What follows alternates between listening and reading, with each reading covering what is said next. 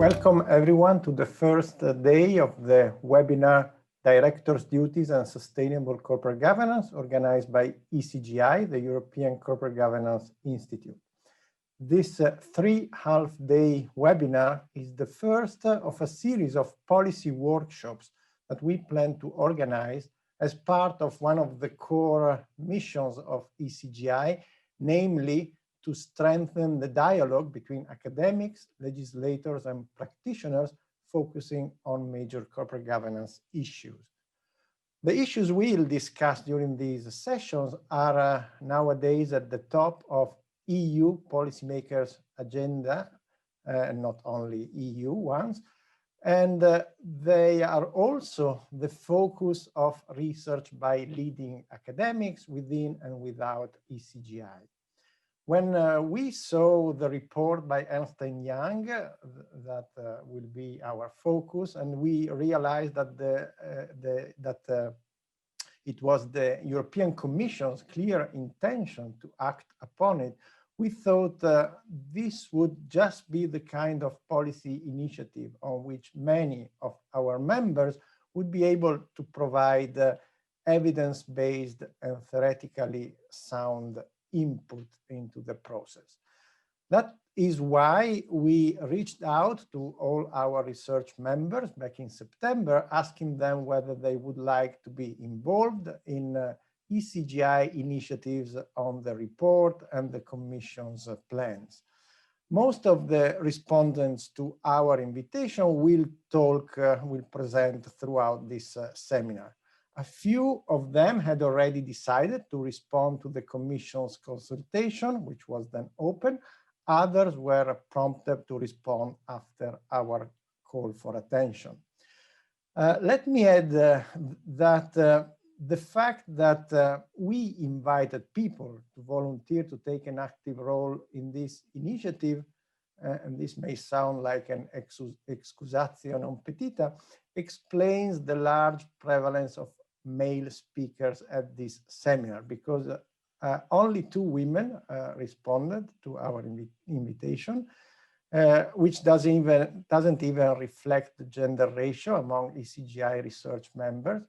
And this is anyhow something that we are trying to improve, this gender ratio, in an environment such as financial economics and corporate law academia, which are still disproportionately male. And diversity in general is a goal that we have very much in mind. So let us now turn to today's program. We start with a presentation of the report by Ernst & Young. We invited both the European Commission and Ernst & Young to speak at the start of the conference. I regret to report that they both declined.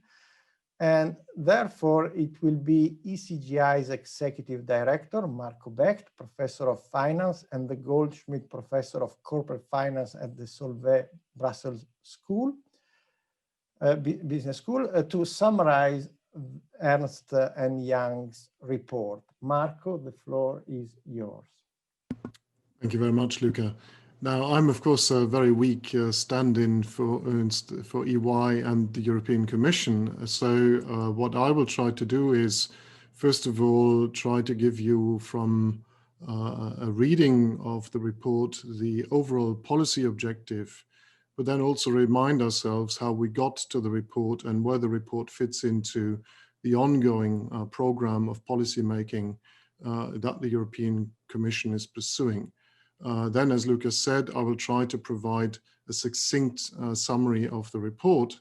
And then I think Luca is going to talk about the latest initiative, which is a new consultation that is ongoing at the moment, which is also important. Now, all stories have a beginning. So you remember that in the case of the Bible, God created the heavens and the earth. And at the beginning of this story, there was something very similar called the UN Sustainable Development Goals. So I'm mentioning this, they were signed September 2015 because they're an important marker for us. And what we're doing really refers directly to these Sustainable Development Goals. And one goal, of course, is of particular importance, which is climate action and climate change. And just as a reminder, this comes from Climate Action Tracker, we have the challenge of staying in that green range. And with the Paris Agreement that was signed in April 2016, we might just about manage to keep this almost manageable. But there's the red and the extinction zone also marked on this graph. So this is what we're really talking about. So this is the ultimate. So these two things are the goals of what this program is actually about. Now, after the signature of the Paris Climate Agreement, the question was, of course, what can finance do to attaining Marco, was it your intention to share slides because we are not seeing them? Oh, yes, they must have. I thought I was sharing them. That explains something. Okay, so this is the outline, and can you see them now, Luca? These are the Sustainable Development Goals. This is the Climate Action Tracker, and I then talked about the Paris Agreement, which was signed in April 2016. So from here, the question was, what are we going to do in terms of finance? How can finance contribute to these goals? And then the Commission created something called the High-Level Expert Group on Sustainable Finance. Now, if you remember, this is a long practice.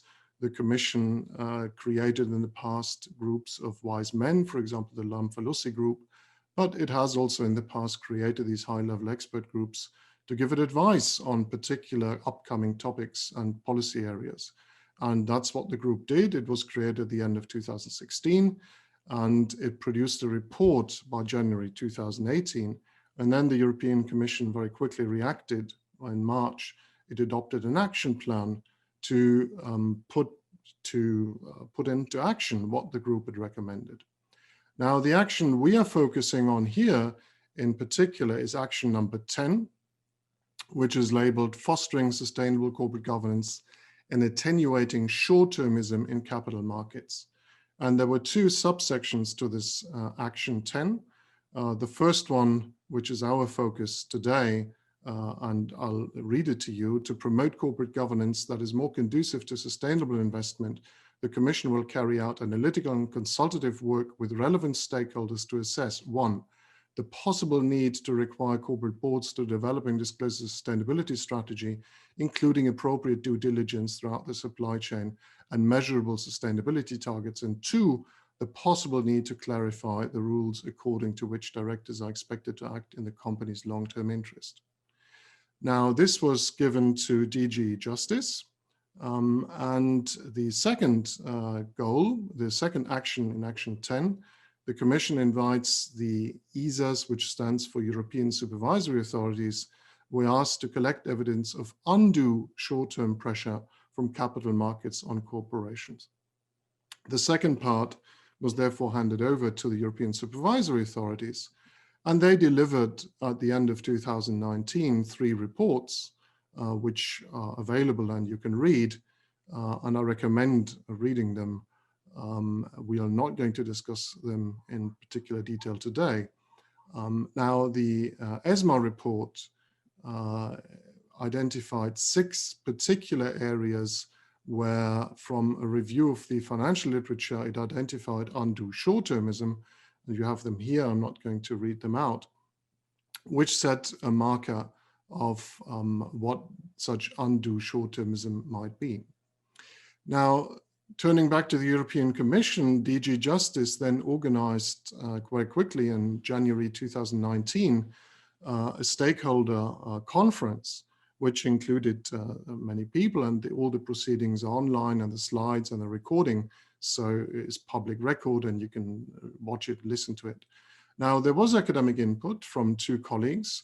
One is Beate Sierfel from the University of Oslo. She had just completed a multi-year project on clarifying the role of the corporate board. It was called SMART. Actually, the project was called Sustainable Market Actors for Responsible Trade.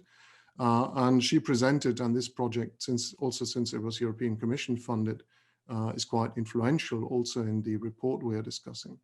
The second piece of input came from Will Schonik. He's published extensively on short-termism in the US. Now, if you ask where Bill is in the spectrum of academics, he's probably not your median financial economist. And he also played a very important role at that meeting. Now, next, what happened, of course, is that we had a new European Commissioner with Ursula von der Leyen coming in, and she really set down 2 markers. So 2 of her 6 priorities, or 2 top priorities, were a European Green Deal and an economy that works for people.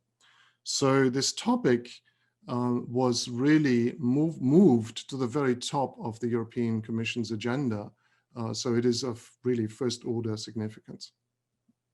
Now, the European Green Deal was then published at the end of 2019, and it contained the document, the communication, contained specific reference to the corporate governance framework and sustainability. The next document was published later in this year, in 2020, as a result of COVID. It's called Europe's Moment, Repair and Prepare for the Next Generation. Again, it contains reference to what we are discussing today. And in fact, it went a bit further because it said that the Commission will put forward a new initiative in 2021 on sustainable corporate governance. So before I then turn to the, or maybe I'll do it the other way around. So where do we then fit the EY report? Well, the EY report fits into the overall consultation with stakeholders under the Action 10. And it is really the centerpiece of what is referred to, or what is necessary whenever the European Commission engages or embarks on a potential legislative proposal, which is that has to involve an impact assessment. This comes out of the better regulation guidelines of the European Commission, and it is part and parcel of the process. Now, this is very good from a scientific point of view. It's evidence-based policy making. And the process, I'll just read the first 5 questions to you, involves answers to the following questions. First of all, what is the problem and why is it a problem? Secondly, why should the EU act as opposed to the member states or nobody? What should be achieved? What are the various options to achieve the objectives? What are their economic, social, and environmental impact, and who will be affected? So very worthy questions. Now, the EY report is important because it contributes to actually answering or trying to answer these questions. So it's very much part of the impact assessment that's necessary. The consultation that Luca was talking about is here in orange. So that closed on the 8th of October, and the results are going to feed back, are going to feed in to that box on the right, which is the Sustainable Corporate Governance Initiative, which is supposed to be, well, there is a decision that needs to be taken whether it's going to be adopted. But as I read to you, the work program already commits that the Commission will do something in 2021. So legislation on sustainable corporate governance will be proposed. The other 2 pieces of input, the other 3 pieces of input that will go into this is one, a separate study on the supply chains, and a consultation on a renewed sustainable finance strategy that was launched after the high-level group had finished. And finally, there's the consultation that Luca is going to talk about at the end, which is ongoing. So quite a lot of input that's going to go into this Sustainable Corporate Governance Initiative. So the EY report, as I said, is important because it is the sort of main substance of this process. So what does the report contain? So first of all, the starting point of the report, and this comes from the abstract, is the statement that the focus of corporate decision makers on short-term shareholder value maximization rather than on the long-term interests of the company reduces the long-term economic, environmental, and social sustainability of European business. So that's the starting point. Then comes the objectives, or the objectives of the report. The objective of the study is to assess the root causes of short-termism in corporate governance, discussing the relationship with current market practice and the regulatory frameworks, and to identify possible EU solutions, also with a view of the Sustainable Development Goals and the Paris Agreement, as I mentioned in the beginning. Now, how does the report achieve this? Well, first of all, it introduces an empirical methodology, and the objective here is to assess whether there is short-termism or not. And the way this is done is by saying short-termism can be assessed by looking at the evolution of the amount of net corporate funds being used for payouts to shareholders compared with the evolution to the amount used to the creation of the value over the life cycle of the firm. So I'll not go very much now into this methodology. I think that a lot of the commentary has been also related to this methodology, so I'll not comment on it now, and I think we'll hear more about it as the seminar progresses. Now, the results were, in short, that based on the methodology that was proposed, the report does find short-termism. So data indicate an upward trend in shareholder payouts with increased fourfolds, and there was CapEx and R&D investment to revenues that have been declining since the beginning of the 21st century. But there's, of course, more in terms of the empirical findings. And again, I think people are going to comment on this. Now, once the report establishes that there is short-termism based on this empirical methodology, it then goes to the core problem, or it identifies the core problem, and the core problem is defined as followed. EU companies tend to prioritize the short-term interest of their shareholders over the long-term interest of the company and fail to fully account of sustainability risks and impacts. So this is the core problem. And in terms of the impact assessment, this is the problem that needs to be addressed. Now, what are the consequences of this problem? Environmental degradation, persistence of human rights violations in the supply chain, and companies don't have the resources to invest into achieving the sustainability goals, and overall underachievement on delivering the sustainability goals and the Paris Climate Agreement. So note, the causality goes from the core problem, which is short-termism, to these consequences. So then, once you've identified the problem in the impact assessment methodology, you have to identify the drivers, or what causes the problem. And the report identifies 7 drivers of these problems. I'm not going to read them all to you. They are very well spelled out in the report. Let me just give you one example. So the second driver that's being identified is growing pressure from investors with a short-term horizon, which contributes to the board's focus on short-term financial returns to shareholders at the expense of long-term value creation. Now, how does the report arrive at these 7 drivers? Well, there's a very helpful table 4 which sets that out. And in the case of my example just now, there are 2 factors, which is change in ownership structures and emergence of activist investors, and disclosure of quarterly returns on existing guidance. And this was identified from a review of the literature. Now, in other cases, there was also a legal review and a survey of about 110 respondents to a questionnaire. So once the 7 drivers were identified, issues were associated with each of these drivers, and I just read the 2 issues associated with the second driver of growing short-term pressure growing shareholder pressure from short-term horizons. I just read those to you before. Now, when you assemble all of this, you're going to get a graph in the end, but before you can do that, you have to take into account the other dimension of the impact assessment, which was the question, is EU action required or not?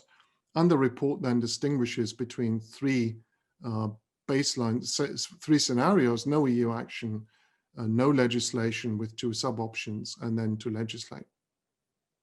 So when you put all of this together for each of the 7 drivers and each of the issues, you are getting an analysis based on these 2 levels. So for example, in this case, and I'm just giving you what would be the legislative hard proposal that corresponds to the first issue of the 2nd driver, would be a Commission proposal to amend the Shareholder Rights Directive to introduce binding rules requiring member states to introduce mechanisms to incentivize long-term shareholder periods. So the full picture that then emerges is 7 drivers, 12 issues, 36 policy options. And for each of these, the report, again in line with the impact assessment methodology, needs to assess the potential impact and also effectiveness and all the rest of it. And the report does this. So there we are. That's broadly speaking what the report contains. And let me stress again that it's important because this map, which has this behind, which then results in this for all the drivers and the issues, potentially feeds into this 2021 proposal on proposing legislation on these issues. So the question for us is, first of all, is the problem that was identified, namely this core problem, is this the right problem that we should be addressing? Secondly, even if this is the problem, do we agree that there is, what's the analysis of the problem? And then once you have the analysis, are the policy options, are these really the drivers and are these the issues? And then are the policy options that are being proposed the ones that are needed in order to fix any of this if it really needs fixing? So a pretty broad agenda. And as I said, the stakes are pretty high because we have an important, very important goal. But if we get it wrong, we might actually be doing damage and not achieve the goal. On the contrary, we might be going away from achieving the goal rather than achieving it. So Luca, I finished now, and you might want to say a few more words about the ongoing consultation, which is going to last until the 8th of February 2021. So people have the chance to submit further, make further submissions to this one until the 8th of February 2021. Thank you, Marco, for your summary of the report. So clearly enough, there will be a lot to discuss in terms of the methodology chosen by Ernst & Young, their empirical findings, the policy implications, and the policy recommendations. In the few minutes that separate us from a short break before the keynote speech, I'd like to draw your attention to the current phase, as Marco said, of the policy process at the EU level, because the consultation on what to insert into the proposal is open, and the following step we will draw, of course, from the consultation results. The consultation is in the form of a number of questions, which are summarized in a couple of slides. Marco, if you can. Yes, so first of all, there is a requirement that companies and their directors, a question whether there should be a requirement for companies and their director to take account of stakeholders' interest in corporate decisions. In addition to that, there is a question about whether the requirement to act in the interest of the company should be clarified to include other stakeholder interests and even collective interests, such as societies, possibly, and the environment. Of course, these are questions, so there is no statement that this will be the case according to the European Commission. There is this question whether companies should themselves identify who their stakeholders are, and there is a potentially relevant requirement that is being consulted upon about whether companies should set up adequate procedures and where relevant measurable targets to ensure that possible risks and adverse impacts on stakeholders are identified, prevented, and addressed. So in other words, an extension of risk management duties to address risk for all stakeholders.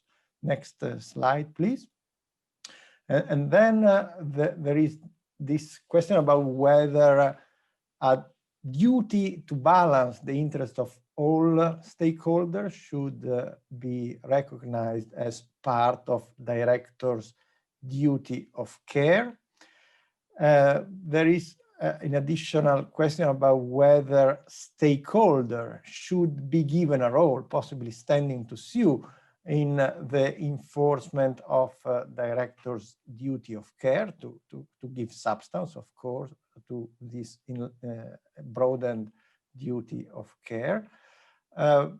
Based also on a different report on supply chains, there is also the question of whether there should be a requirement to establish and implement adequate processes with a view to prevent, mitigate, and account for human rights violations, health and environmental impacts, including relating to climate change.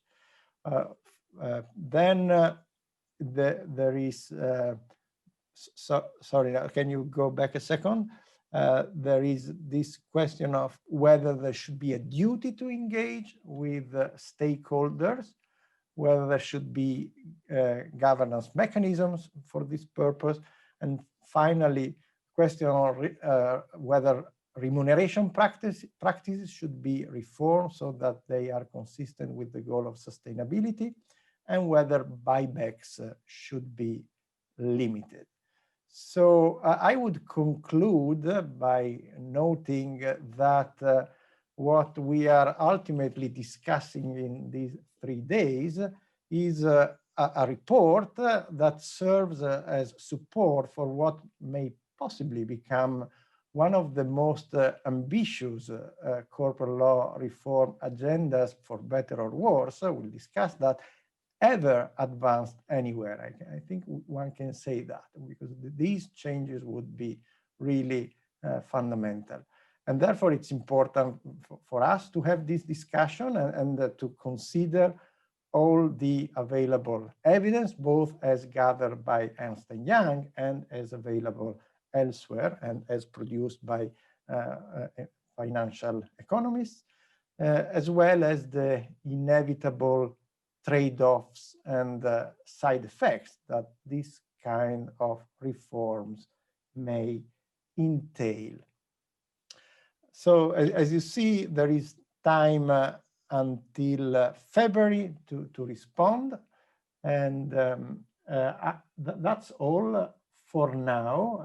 I think we have a break in our program. Marco, unless you would like to add something, I think we can.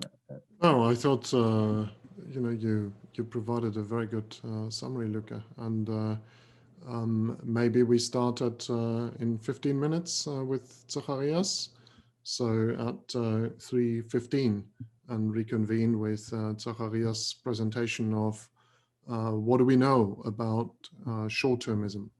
Excellent. Thank you, and see you soon. Welcome back.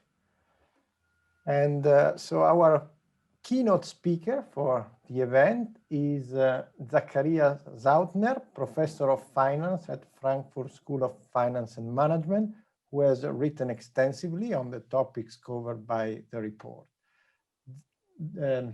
Zach, the floor is yours, and you can answer the question in the title, what do financial economists know about short-termism? Thank you. Thank you very much. Just to make sure you can hear and see the slides. Yes. Perfect.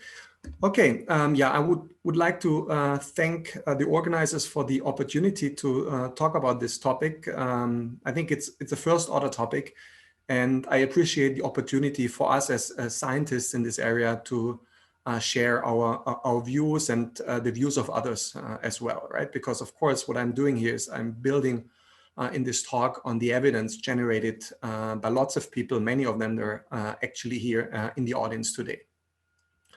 So when I was asked to prepare this presentation, I tried to write down a few guiding principles that I wanted to follow when putting these slides together. And the first principle that I tried to follow was, trying to be balanced without, a prior opinion on the answer of the question. I also tried to build on what economists have been calling the credibility revolution. That is significant progress that has been made in science and economic science to move from correlation to causation. So I think getting evidence that tells us something about causation is highly important in this context because we care about policy advice. And when we care about policy advice, we need to understand whether the evidence that we have tells us something just correlational or whether there's causation in it, because that's what policy advice is after. We want to make sure that if we change things, that it has a causal effect as well. Third, I try to build mostly on empirical micro evidence. Now, what's the reason? Well, I'm convinced that it's very difficult to infer causation from aggregate, from macro relationships. Now, think of the relationship between buybacks and R&D, macro relationships. If we show how these variables trend over time and whether there's a correlation in the trends or not. Now, what's the reason that it's very difficult to infer causation from this? Well, because we tend to not know the counterfactual, right? Suppose you find that buybacks go up, R&D goes down. Now, we don't know whether that's causal because we don't know what would have happened to R&D if buybacks would not have evolved as it is, right? And of course, what I also try to do is build as much as I can on high quality research, which is research that has been peer reviewed by others, by referees, by editors, which is published in top journals. And of course, there are some exceptions that I'll also indicate as I go through the presentation. So it's vetted research, if you want, that has gone through the scientific progress of making sure that there are no major flaws in the analysis. I should also say at the end, another guiding principle was, being humble and aware that I've missed certainly some work, some of your work. I've seen who's in the audience. Lots of people have worked on this as well. And due to the limited time, I couldn't speak about everything. So just to make sure we're all on the same page, what do we mean as financial economists when we talk about short-termism? Well, it's actions that focus on the short-term gains at the expense of long-term value. So there are at least the following elements. There are some actions, usually actions by management, the CEO. It could be investment decisions, it could be payout decisions. There's some form of long-term value destruction. And there's a focus on short-term gains, usually on short-term earnings or the short-term stock price. Now, just to be on the same page also with respect to the last point, there is some notion, usually, not always, but usually that some market inefficiency is required for short-termism to play a role. What's the reason? Well, suppose the CEO cuts R&D and increases short-term earnings at the expense of long-term firm value. In the perfect world with perfect foresight, very efficient financial markets, the stock price should reflect that possibly long-term effects are damaging and more damaging as the short-term gains. So therefore, the short-term stock price should actually decline, right, in anticipation of all the things that happen. So if we have a narrative that cutting R&D increases the short-term stock price because it increases short-term earnings, there's some notion behind that it may be that the market's not fully understanding what's going on. Now, I try to draw up a little map here when preparing for this presentation in order to kind of illustrate for me what the driving forces are. In the middle is the CEO as our representative of the company, the executives. And you see here on the right of the slides, the CEO is making investment decisions, R&D, CapEx decisions, decisions on buybacks, and other decisions. And these decisions may affect the short-term or the long-term stock price. Now, the CEO is acting based on incentives. So we're moving to the left, based on possible engagement by shareholders. So who is setting incentives? Who is providing engagement? Well, it's the SH, the shareholders in the company. And they can be private, they can be public. Right? It could be a private or public firm. They could be long-term, they could be short-term oriented, they could be activist, or they could be non-activist. So these are some dimensions that I'll speak about later. In addition, the CEO also, of course, reacts to incentives provided by analysts. Think of earnings per share targets, and responds to incentives because of financial reporting requirements. Think of quarterly earnings targets. So we're going to look at each of these elements in a second. So therefore, the agenda of what I'm going to share with you is basically three points. I'll look at evidence when it comes to executive compensation. So is there evidence that short-term incentives and long-term investment are related?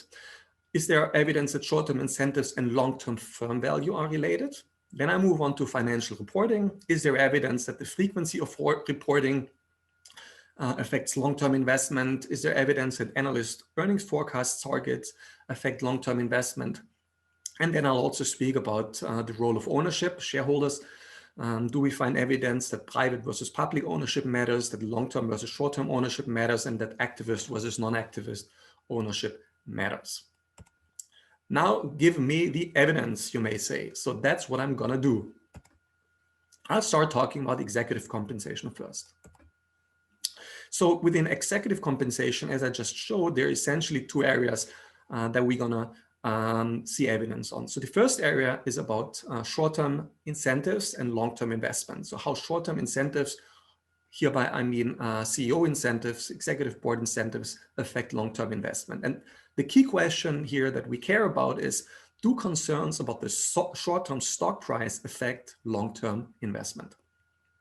Now, how do we measure short-term incentives, short-term concerns about the short-term stock price?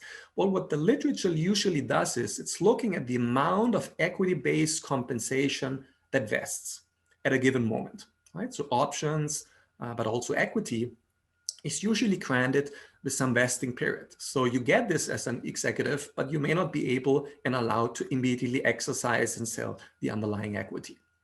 So the idea behind these vesting periods is to give horizon incentives.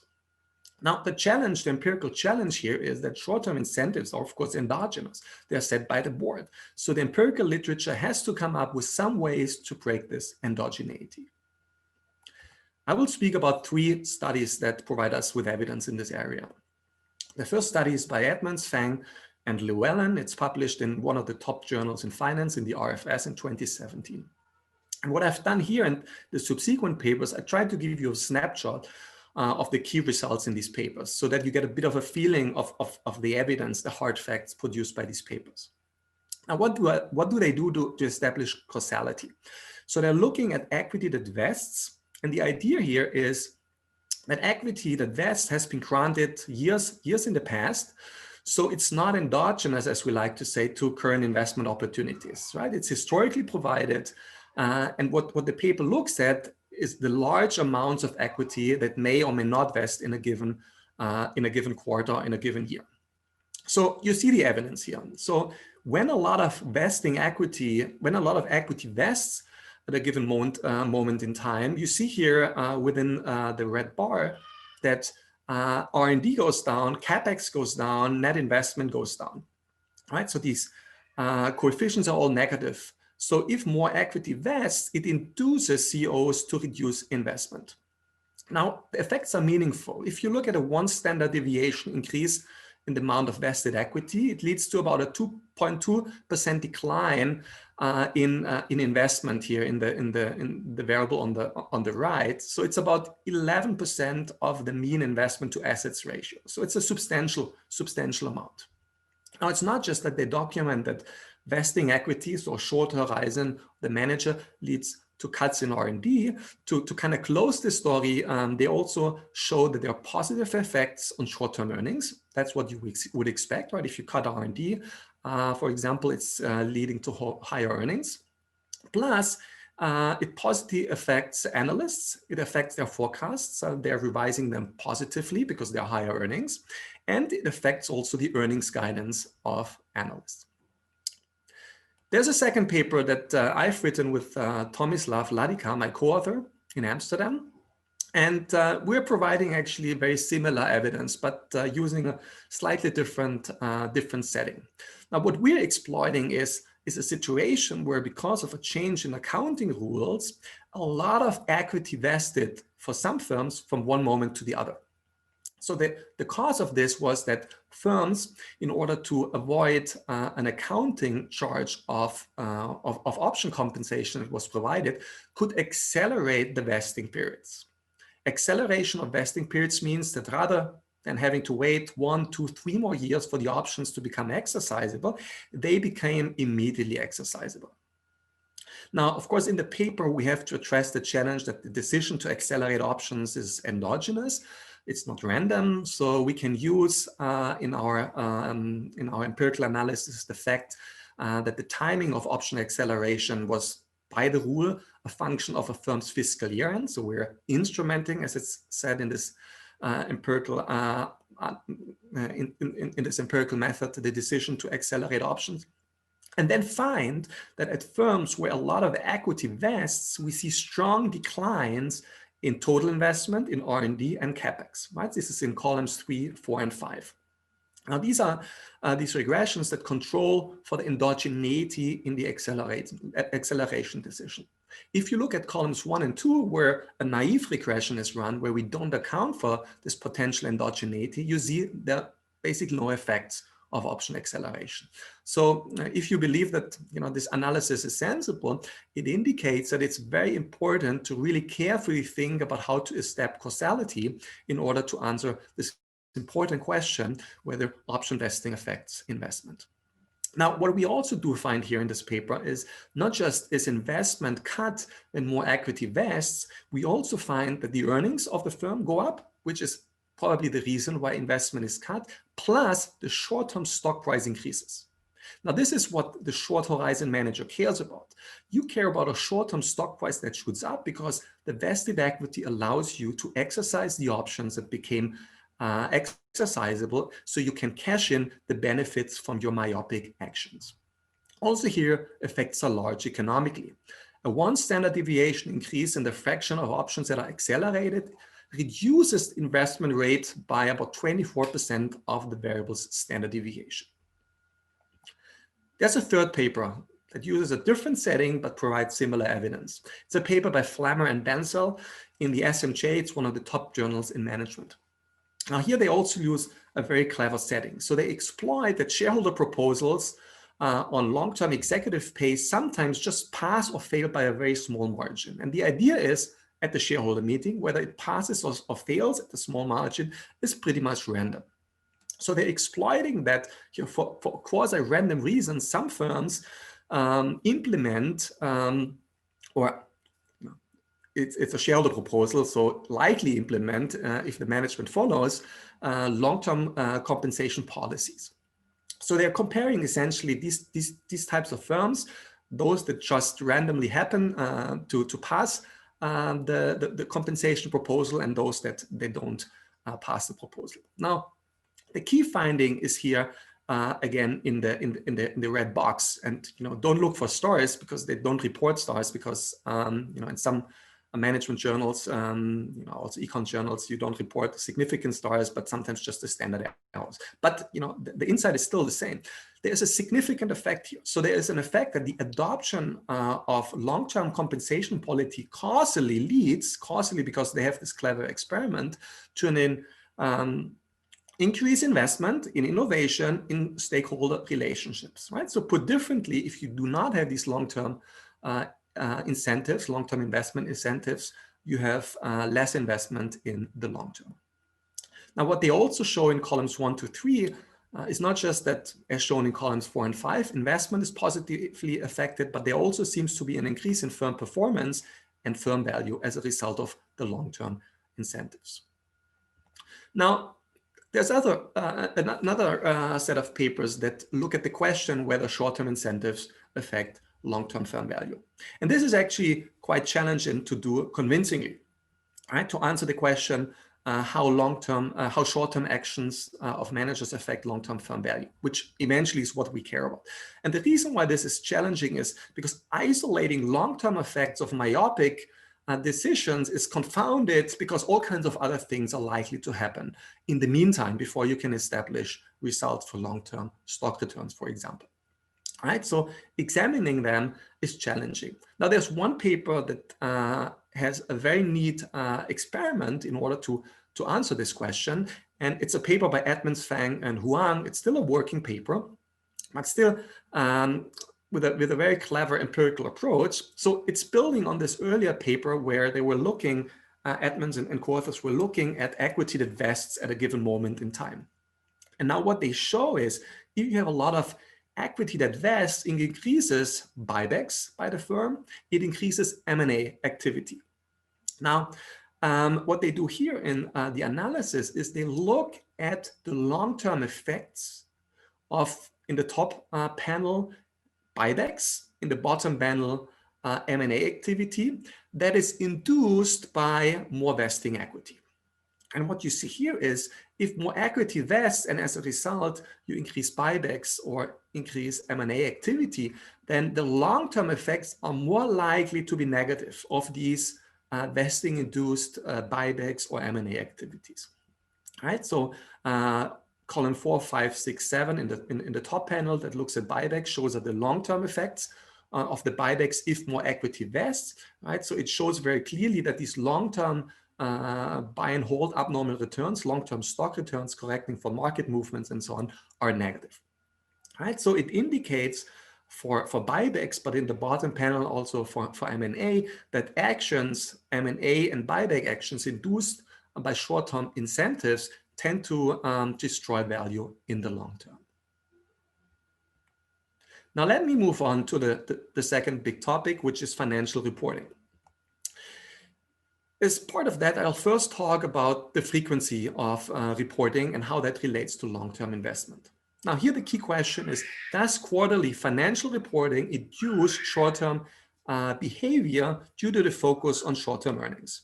And what the papers do is they try to identify effects here from changes in reporting regulation, annual, semi-annual, quarterly in the US, EU, and the UK. The first paper is by Kraft and co-authors in a top accounting journal. And what they use in order to establish the causal effect is the transition of US firms from annual to semi-annual and then to quarterly reporting.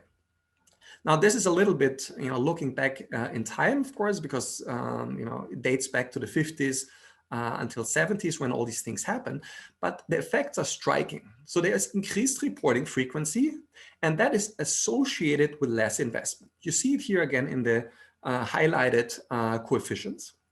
You see that after the change to more frequent reporting, firms that now have to comply with the reported requirements, others may have already complied with it or don't have to comply with it yet, spend less on capex and see a decline in property, plant, and equipment. And this is all also scaled by assets, so it's controlling already for any firm size effects. Right? So more frequent reporting seems to cause, if we believe in the setting, less investment. Similar evidence comes from another paper in the same journal by Ernstberger and co-authors. Now, what they're doing is they're looking at the European Union setting where there was an increase in the frequency of so-called interim management statements, right? It was moved to a quarterly basis. Now, what they're doing is they're comparing newly mandated firms that now have to comply with this quarterly reporting with matched firms, similar firms on all kinds of measurable dimensions that already were mandated to report quarterly. Now, what do you see here? You see here that these firms that now have to report on a quarterly basis, they increase real activities manipulation. It's a positive effect, right? After you have to move from semi to quarterly reporting. So that means that you may increase discretionary spending, for example, in order to change your behavior. Right? So there's more manipulation going on because of short-term targets, short-term earnings targets that you may have to fulfill here. Now, there's also evidence, and I promise to be balanced if possible, that indicates that financial reporting frequency is not so relevant in terms of affecting investment behavior.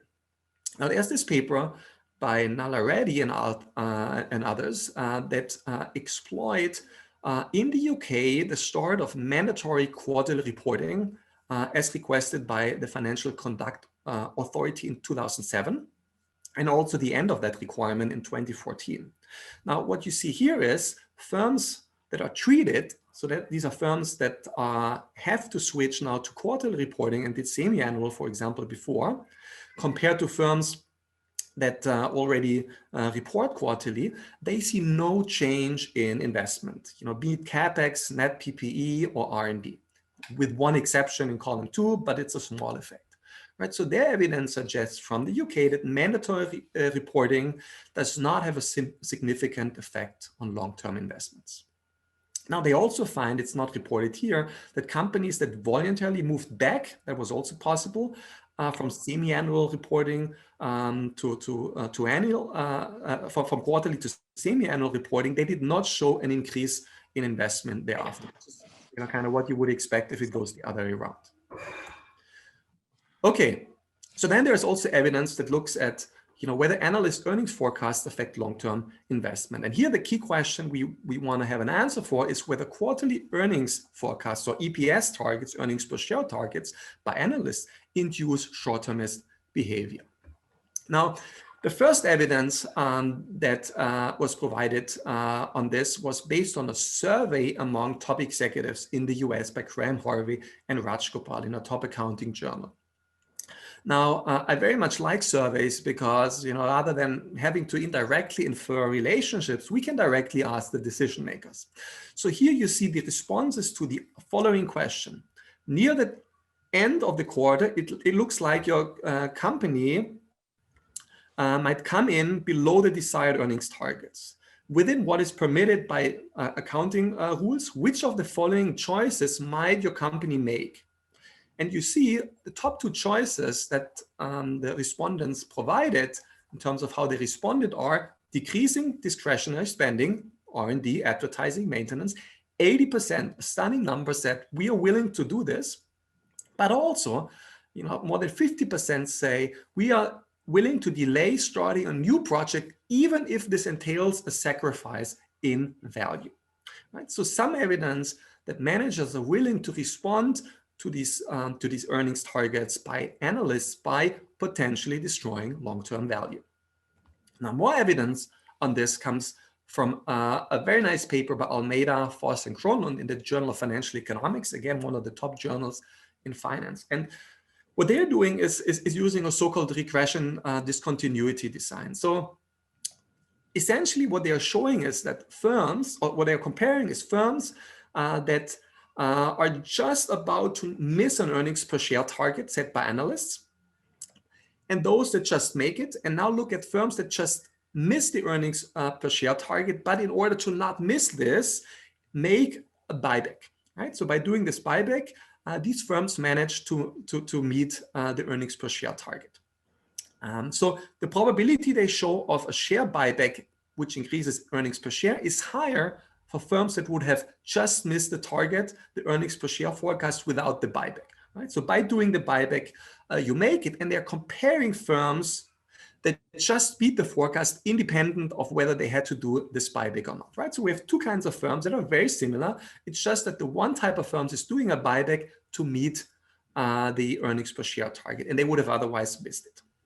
Now, what they show is that these EPS motivated buybacks, they lead to less investment, they lead to less employment. And that's what you see here in the columns: employment, CapEx, R&D for firms that would have had a negative earnings per share if they would not have done the buyback is lower, right? So there's a follow-up paper by Almeida et al. In 2020. It's a working paper where they're looking at the long-term effects of the incentives to engage in EPS-driven repurchases.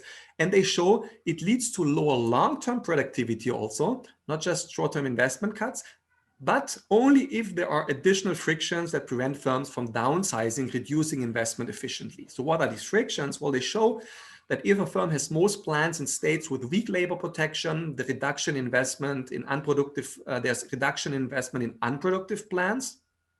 But if most plans of the firms are in states with strong labor, strong unions, then these cuts are inefficient, so not in the unproductive plans, but across the board, even if these plans are productive, right? So potentially damaging effects if we have strong labor unions.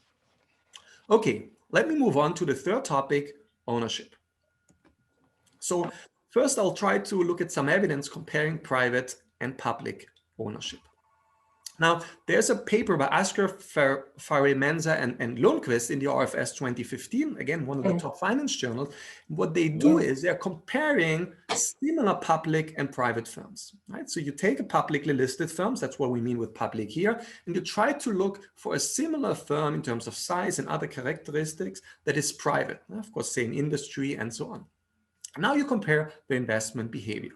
Now, the first result is they show that compared with private firms, public firms invest less on average. They have investment rates of about 7.5%.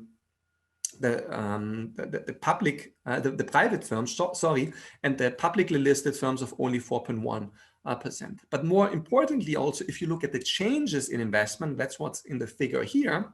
What they show is, and these are the higher bars, that private firms have bigger changes in investment over time, right? It's not just that privately held firms invest more on average, it's also that the changes independent of the years you look at in these firms in investment are larger.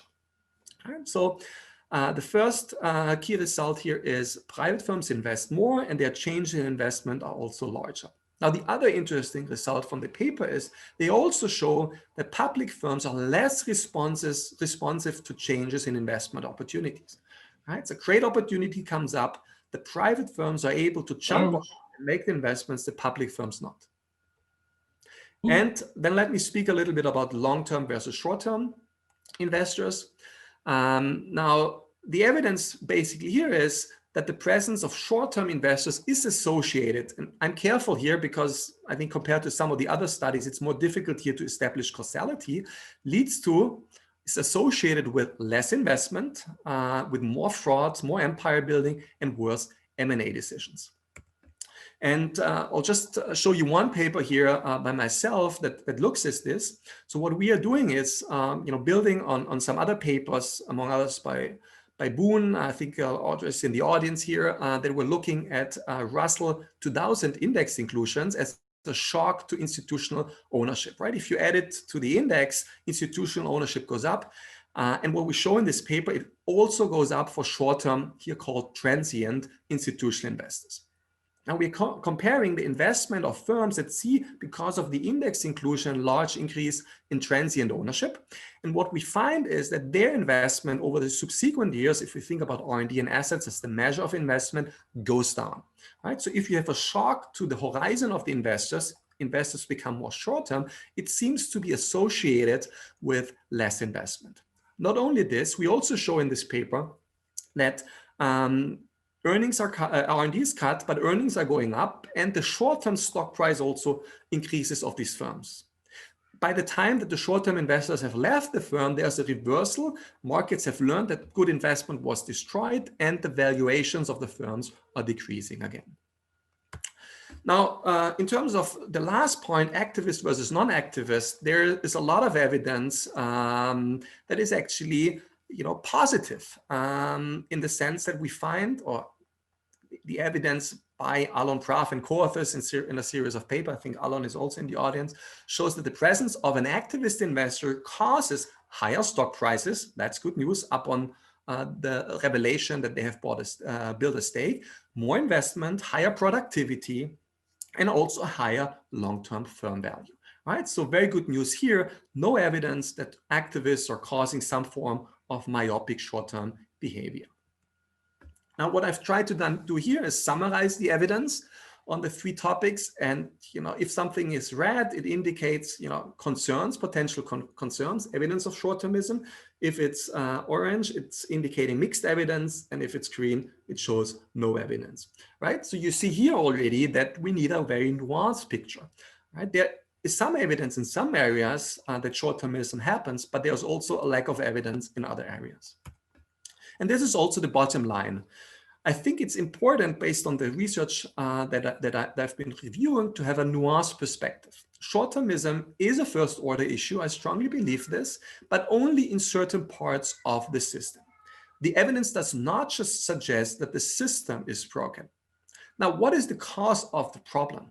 Well, shareholder orientation is not the cause of the problem. It's rather a lack thereof. Right? So we should not confuse the symptoms here with the disease or the underlying problem. For example, payouts are not the disease of the problem.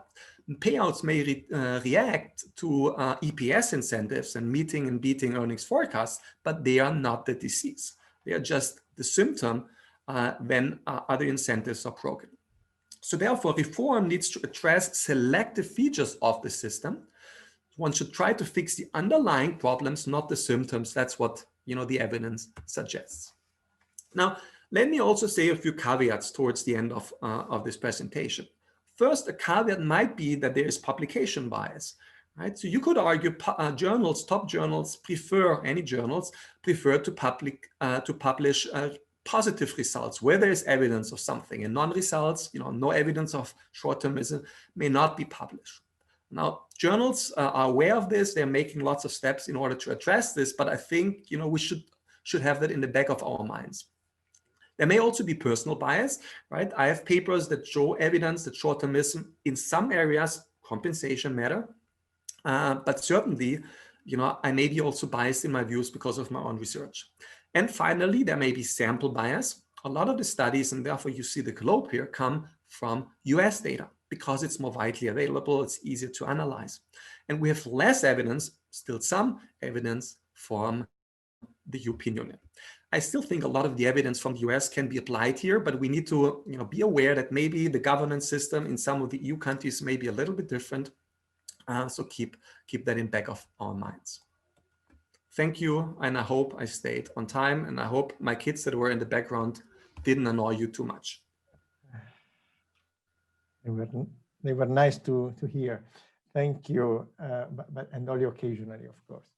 Thank you, Zach, for your excellent presentation that sets the stage for the discussion that will start immediately. Every day we will give the floor first to ECGI members who responded to the Commission's consultation.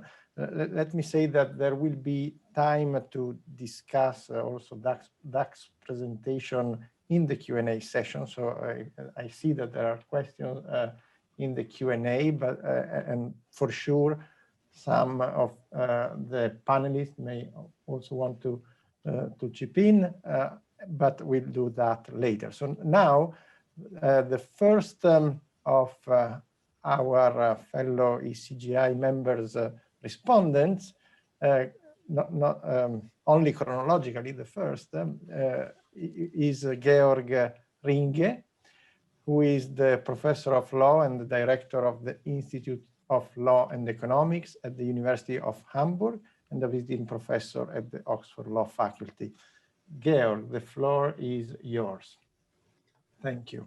Thank you, Luca.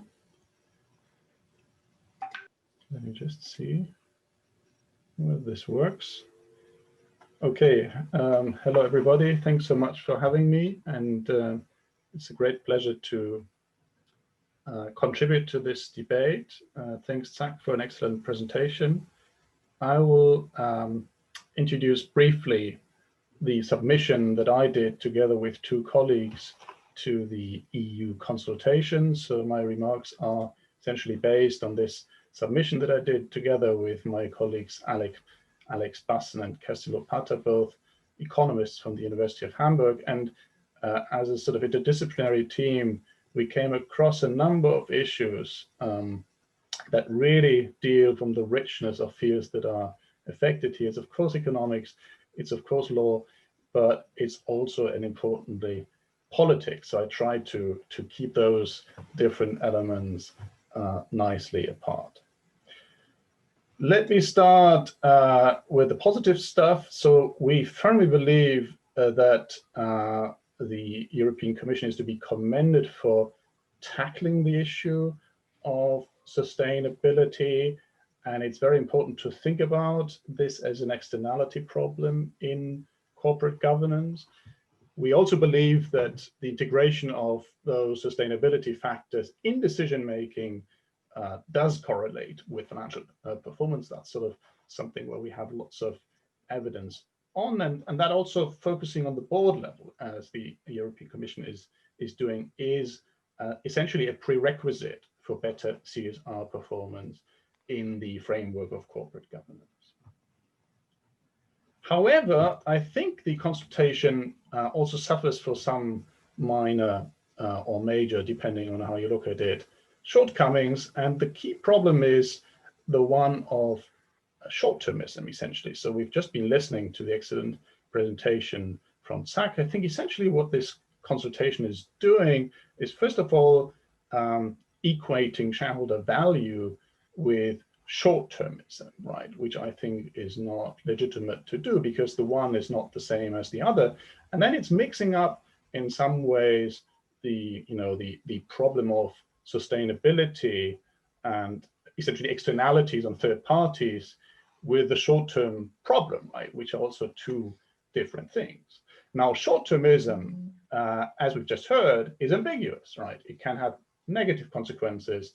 It can also have a positive effect on many things. You know, in the traditional corporate governance debate, there are many different paths and perspectives that can be taken. We've just heard a lot of it, so I'm not going to focus on this again. And I think that other contributors later, no, not later today, but tomorrow and the day after, will focus on this in a lot of detail. So my remarks will not very much go into the short-termism debate, but I just want to underscore here my main point is that short-term investors can be very useful, right? Also from a corporate governance perspective, in particular when they act together with long-term investors. And there is a growing trend that, for example, activists sort of partner and team up with long-term investors, and those together are then definitely a sort of additional monitoring institution, different monitoring view that can create value in monitoring the management and has an incentive to engage in corporate governance issues. But the bottom line here is that I think short-term is not necessarily the same as shareholder value, and long-term is not necessarily a proxy for a stakeholder approach, right? And this is, I think, something in the terminology that is sometimes conflated in the debate and is also in the EY study. A third problem is basically one that is omitted here, which is that market pressure, which is usually associated in the study as a bad thing, can also have positive effects. And there is a growing trend of investor demand that is pushing towards the pursuit of ESG engagement, right? So that trend, to be honest, has been reinforced over the past several months in the COVID crisis.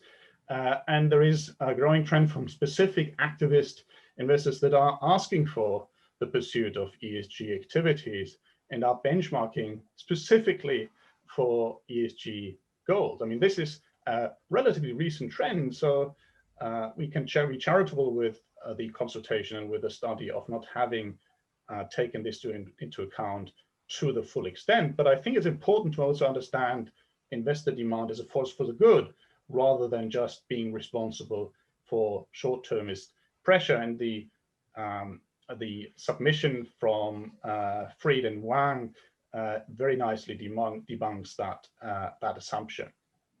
Now, I believe that engagement activities usually address the board directly, either sort of in direct conversations or indirectly through traditional ways of general meeting or proxies. And this de facto is an important proxy, a substitute for improving sustainability at the board level. And this is something that I think is greatly missing from the European consultation. There's positive effect on this. And I think it's important to consider this as a sort of ideal channel for furthering the broader objectives of the initiative. So in other words, you don't need to fiddle around too much with the board, with board duties and board obligations and all of this. If there is already strong investor demand that drives towards the sustainability goals that the European Commission would like to pursue, you should rather then facilitate that type of activism rather than specify something in the legal framework. Which brings me directly to the legal aspect of the consultation, because it's important to consider a number of design challenges on how to go about what the European Commission wants to do. It's very important to consider the context of any legal intervention. Directors' duties, the sort of centerpiece of this consultation, are extremely vague, and we always know that they can be interpreted here that way, here that way, here that way, right? These are extremely broad sort of prescriptions that everybody can hide behind, and given the extremely low levels of litigation and enforcement in Europe, we know that they actually rarely play a role. Surprisingly low relevance in any sort of formal enforcement proceedings. This, of course, is due to the entire back framework that is associated with this, right? So we do not have significant number of class actions in Europe. We have largely prohibited contingency fees, which make litigation largely less attractive than in the United States, for example. Second point, the nature of the action that is proposed to be taken is completely unclear, right? It's not clear whether they want to pursue something in sort of legislation or just giving best practice guidance. I think, again, looking back at my earlier point of strengthening the investor voice, that is a goal that is going under here and is not adequately given weight. So stewardship and the idea of strengthening the voice of institutional investors towards pursuing ESG goals is something that would be a less dramatic, less drastic intervention into the corporate governance framework, and is also even supported now by a stronger role of central banks that are buying assets around the world with a sort of green finance ambition in mind. Which leads me to conclude that I think what we should consider, at least seriously, and which is really missing here, is a more facilitative approach to law, right? Sort of the report is really outlining hardcore old-style legislation, which is restrictive, rather than facilitating things, for example, by market standardization, right? What is short-term? What is long-term, for example? What is ESG compliant, what not, right? All of this would dramatically improve market practices, would increase transparency, and would facilitate investor engagement towards those objectives. We could also think about much more innovative and dynamic tools of regulation, which can be updated much faster than the slow lawmaking machine, in particular on the European Union level, which takes ages to get into motion. And then once it's there, right, the standard will stay for this for the next 20 years until it's been changed again, which is, I think, in this very fast-moving world, a very difficult thing. Which brings me to the final point of political difficulties around this, and they are lurking here and there in the debate, right? And in particular, also, if you read through this report from EY, the big debate that is in the background is the one of corporate purpose, right? Of directors' duties. Who is the one that the corporation should serve, right? And it's not a long-term, short-term debate, but this is the one of what are corporations actually supposed to do. Now, you know, most people will know that there is no common standard, and there are strong political battles over this. Previous attempts at harmonizing something like this in Europe have utterly failed. And why is that? Because some countries have long believed in a stakeholder approach, right? The German Corporate Governance Code is an example in point here, which has long stated that the company should take into account the interests of shareholders, employees, and other stakeholders with the objective of sustainable creation of value. Contrast this with other countries, you know, the Milton Friedman approach here of shareholders, full stop, right? And then you have other countries, maybe the US is coming in nicely here, but there is a big debate going on corporate purpose. As people will know, this is the Business Roundtable statement, and the guy in the little picture here is Larry Fink. So there is a big reflection on this going on in the United States. And the third group of countries is then somewhere in between. The UK may be an example here. We have directors' duties for the members as a whole, but in doing so can take other things into account, like long-term things, employees, suppliers, customers, and others, right? But so what I'm saying is that there is no harmony on this in Europe, and it has to do with political battles as well. And this is a graph from the consultation showing you the different approaches to the purpose of cooperation and the ultimate objective of those ESG goals within the corporate governance framework. So it's very hard, it will be very hard to reach a common agreement on all of those things. Maybe the final question I want to ask then is the heretic one, right? Does it really matter? Does all of this really matter to regulate? Should we really regulate and intervene in the purpose or a director's duties, as the European Commission is suggesting here? Well, as we know, luckily, some countries already have de facto a stakeholder approach, right? And Germany has one for a long time, but there's de facto no case law on this, right? There are in the last decades, there are three court decisions where this was mentioned in passing, right? Where they just had an obiter dictum. By the way, we just want to say we take the opportunity, right, to say that yes, directors' duties are owed to stakeholders and the enterprise as a whole, right? But there was no legal moment really in corporate history in Germany where this really played a decisive role in the outcome of any significant litigation. Does it matter in the other group, right, in the shareholder value jurisdictions? Well, I don't think so, right? The business judgment rule is well known. Directors have a very wide discretion if they took decisions in good faith and if they went through a number of procedural steps. So that protects them amply, right?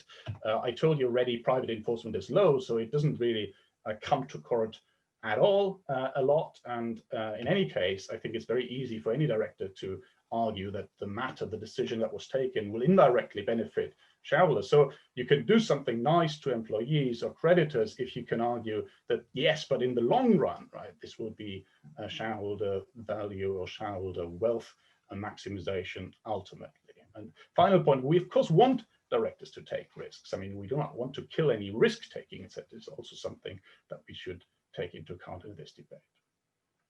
So drawing all together, I think what I'm trying to convey here is that the objective of the European Commission is laudable, but the formal tool that they're trying to apply to fiddle around with directors' duties is, I think, less important. If they do anything here, the most I would expect is a symbolic step here, right? I think the much more promising move would be to support investor demand for sustainability. And if that is something that we should encourage, then facilitative regulation rather than restrictive one would be much preferable in comparison. Final thing, it's important whenever you play around with one thing to look at the context, right? As I've explained, it hinges a lot from a legal perspective on enforcement, on litigation rules, on costs of litigation, on who has standing, right, to enforce all of this. It also matters, of course, what do we say about board composition, right? Who sits on the board is maybe much more relevant than who the formal duties are being owed to. You know, maybe there is a case of having somebody who is responsible for sustainability on the board just to keep the topic in the discussion alive. And final considerations, remuneration, selection, all of these things are relevant. So I think in summary that this discussion is great, and it's fantastic that we're having this conference, but this consultation here and this report really are a very, very first and tiny step to a much bigger problem. Thank you very much. Thank you very much, Georg, for adding some missing pieces to the puzzle and adding interesting features to the discussion. We now have two research members of ECGI who will discuss the issues at stake. Today, in alphabetical order, we have first John Coffey, the Adolph A. Burley Professor of Law at Columbia Law School, and Oren Sussman, who is a reader in finance at the Oxford Saïd Business School. So, Jack, I would give the floor to you first. Good morning. Am I unmuted? Okay. I'll give you a nutshell of where I'm going to go. I think the EY report on sustainable corporate governance is addressing a legitimate problem. Okay, and its evidence is relevant but not dispositive. On the other hand, I'm afraid the EY report has remedies that are only tangentially and tenuously related to that problem. Bluntly, EY has missed the forest for the trees. The real problem, I submit, lies not with directors, who are not committed to short-termism, but with shareholders, or more accurately, with the professional institutional intermediaries who represent the ultimate beneficial owners of the corporation. And here it's important not to paint with too broad a brushstroke, because there are all kinds of shareholders. And increasingly, we see different groups of shareholders at the polls. On one side, as you all have heard, there are the activist shareholders led by short-term oriented hedge funds, and they tend to be hostile to sustainability and very committed to shareholder primacy where they can influence things. On the other side, we have the asset managers who are diversified, even indexed, and they tend to support sustainability policies. They tend to vote for climate change proposals, and I think they are the natural ally of sustainability. Sometimes these two sides do partner, and that's to be encouraged. Sometimes they're opposed to each other, but we have to focus on that a little more detail. Now, let me start with the evidence that there is a problem.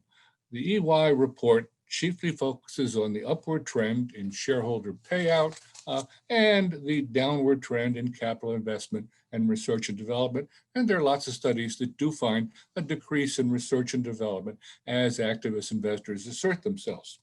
This is, again, alarming, but not dispositive. Much depends on how easy it is to raise equity capital, and I think even more importantly, how broadly equity capital is being raised. If equity capital gets raised easily in England on the London Stock Exchange, but not at all in other parts of Europe, we have to worry about the future of industry in other parts of Europe.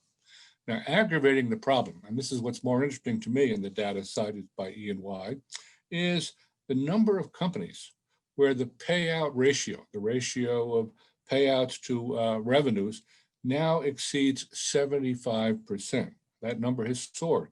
In a few countries, Slovakia and Belgium most notably, the payout percentage appears now to be in excess of 100%, with the result that these companies are effectively dismantling themselves.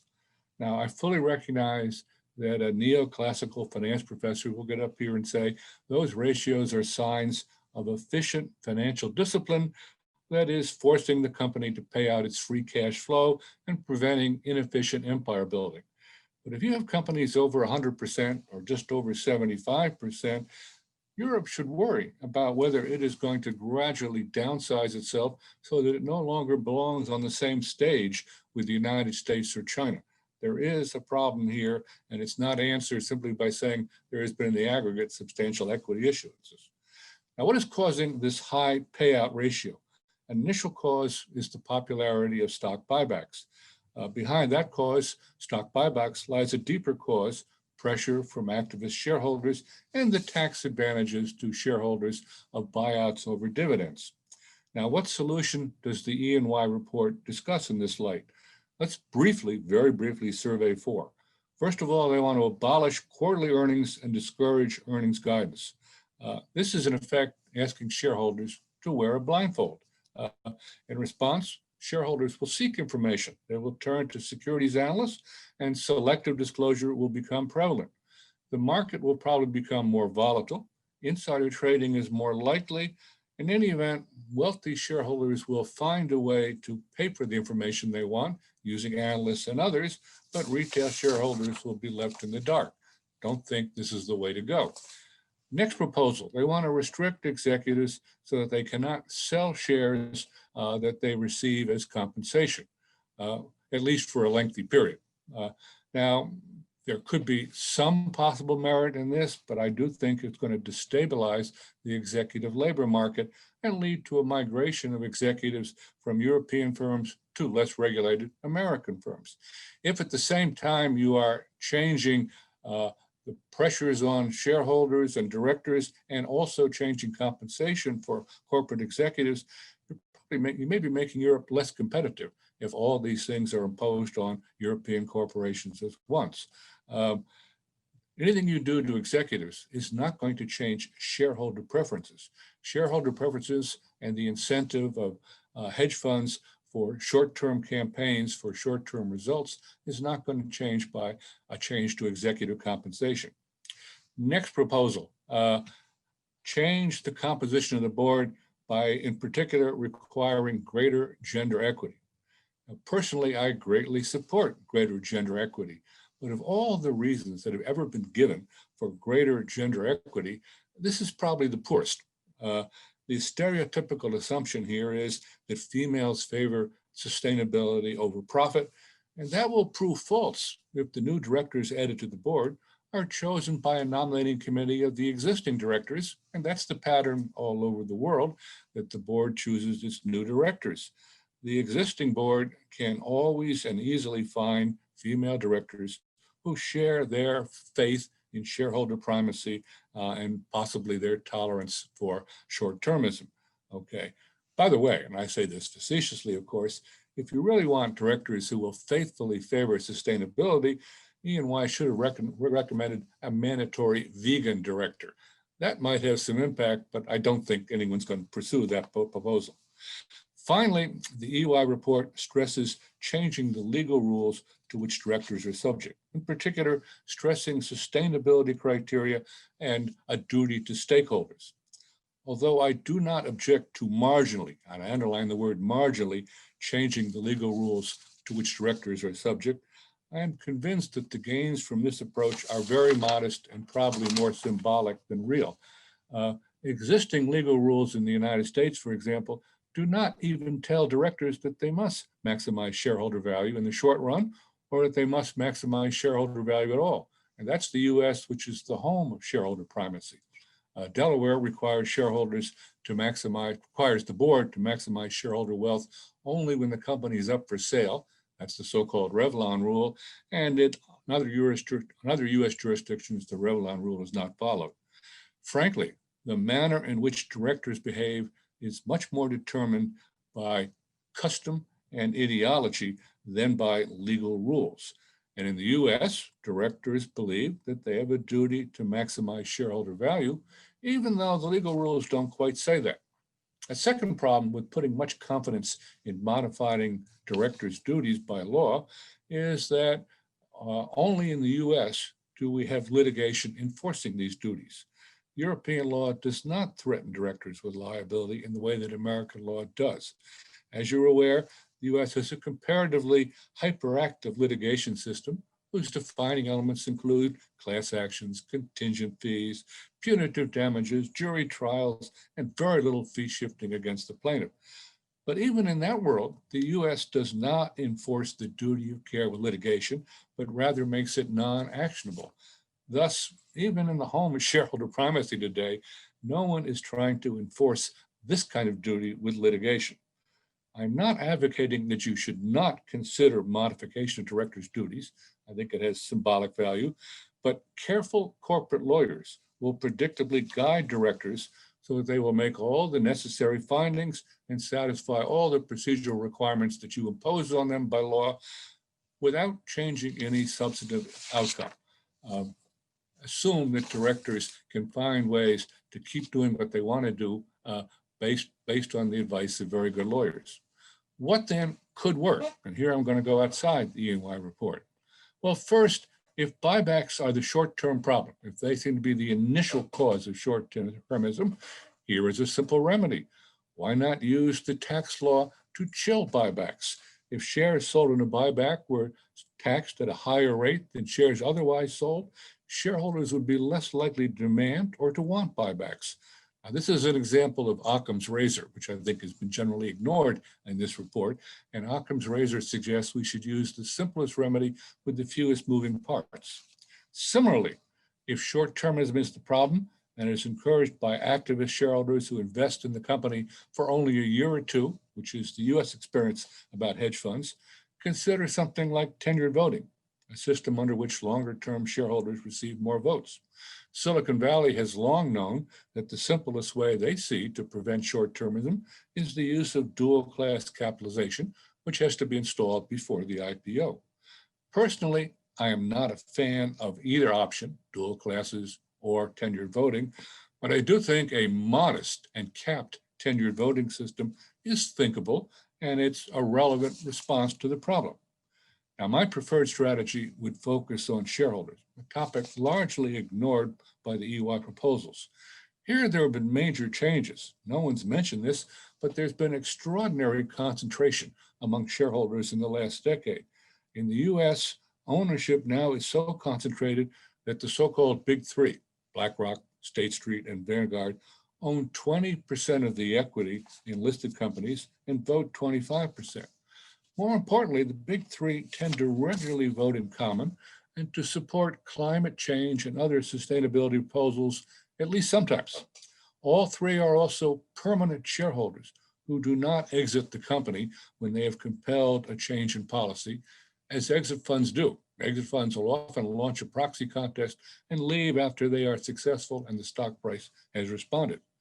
Now, there is evidence that the big three and other long-term permanent shareholders can really have an impact. A leading example occurred in 2018 when a coalition of the big three and others compelled Royal Dutch Shell and British Petroleum, both European companies, to reverse long-held positions and significantly advance the date at which they would achieve carbon neutrality. Royal Dutch Shell fought this kicking and screaming to the last battle, but effectively, the big three had a gun to their heads and they had to agree to very significant changes. That is a typical kind of change. Now, even more interesting, and I detail this in a paper on SSRN, the big three and other institutional shareholders seem to be moving in the direction of voting based on their overall portfolio and not on a stock-by-stock basis.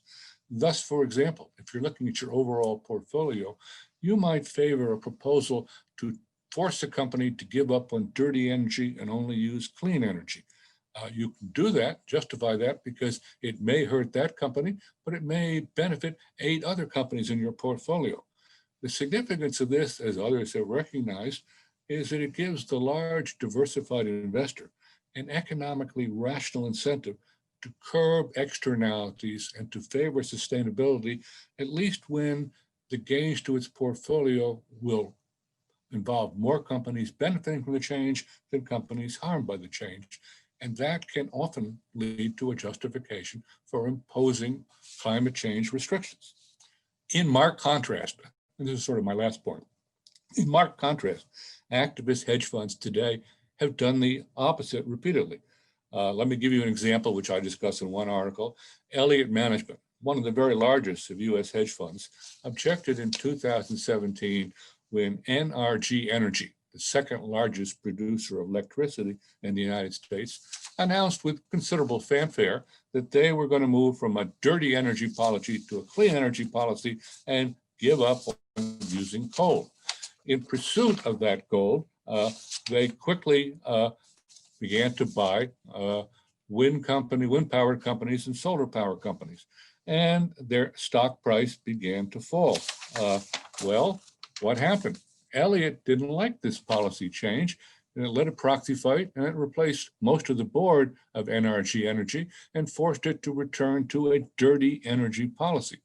Here we have a very simple example, an anecdote you will say, but a very simple example of an anti-sustainability policy being implemented by an activist hedge fund. Those other examples like that can be identified. It just shows what can happen, that we have two sides among shareholders, some actively pursuing sustainability, some actively opposing sustainability. So we have a division. although the parties on both sides can sometimes agree. What kind of reform would be relevant? Maybe the board should have a committee on sustainability, which would regularly consult with both its allies and its enemies. And its goal would be to try to develop support among its permanent shareholders, the asset managers, the big three and others, to see if they will agree to policies and pressure for policies that the board is willing to live with. More importantly, and lastly, if we wish public corporations in Europe to be able to resist short-term pressures, the simplest approach might again be the use of the tax laws, to tax at a higher rate sales where the fund has held the stock for, say, 3 years or less. This is just a hypothetical. That would discourage the in and out fund that wishes to hold only for a short term, which is the profile of the activist hedge fund. But it would not at all adversely affect the so-called permanent shareholders, such as BlackRock, State Street, and Vanguard, and the other diversified and indexed long-term holders. Paradoxically then, institutional shareholders are both the leading allies of sustainability and the leading enemies of sustainability, and they are both advancing and fighting negative externalities. Given this division, I think that it's time that the law should pick its favorite side and try to support the permanent shareholders and try to put some barriers in the path of activist funds that want to make a very quick turnaround in corporate policy and then exit. I'm not trying to disenfranchise the activist fund, but I'm saying the idea of coming in, pushing through a proxy proposal and leaving within a year and a half is not something we should encourage or subsidize by having the tax laws and effectively support this policy. So using things like the tax laws, I think, is the most promising avenue. On that note, having told you that we have to break down the shareholder class and look how they subdivide, I'll turn it over to others. Thank you very much. Thank you very much, Jack. We are running a little bit late now, but it's for Oren now to take the floor. So thank you very much for inviting me to discuss this report. This report starts with a focus on short-termism. Unfortunately, without giving any clear definition for short-termism, what short-termism is, it seems that the report is aware of that because in the first pages of the report, short-termism comes in quotation marks, but then get tired of the practice and drops the quotation mark.